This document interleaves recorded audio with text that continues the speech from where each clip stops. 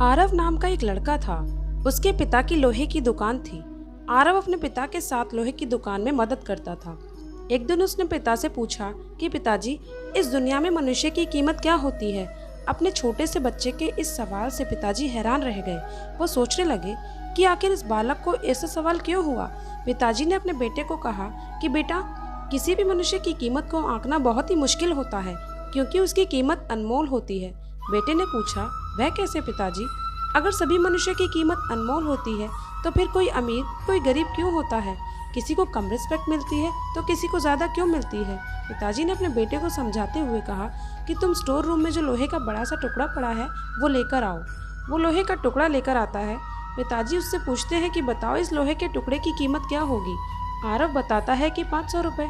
पिताजी अब उससे पूछते हैं कि अगर मैं इस लोहे के टुकड़े की छोटे छोटे कील बना दूं तो फिर उसकी कीमत क्या होगी? वो थोड़ा सोचकर बताता है कि पिताजी, ऐसा करने से उसकी कीमत बढ़ जाएगी, तब तो ये और भी महंगा बिकेगा, लगभग 1500 रुपये में। पिताजी अब उससे पूछते हैं कि बेटा, अगर मैं इस लोहे के टुकड़े से घड़ी के बहुत सारे स्प्रिंग बना दूं तो? आरव कहता है, पिताजी, फिर तो इससे और भी ज़्यादा पैसे मिलेंगे।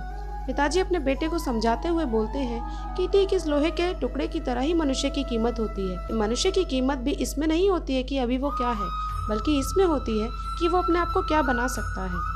दोस्तों, हम भी अपनी कीमत आंकने में कई बार गलती करते हैं। हम अपने प्रेजेंट स्टेटस को देखकर अपने आप को वैल्यूलेस और मीनिंगलेस मानने लगते हैं। हम ये नहीं सोचते कि हम अपने आप को क्या बना सकते हैं और हम अभी क्या हैं उससे अपने आप की कीमत को आंक लेते हैं।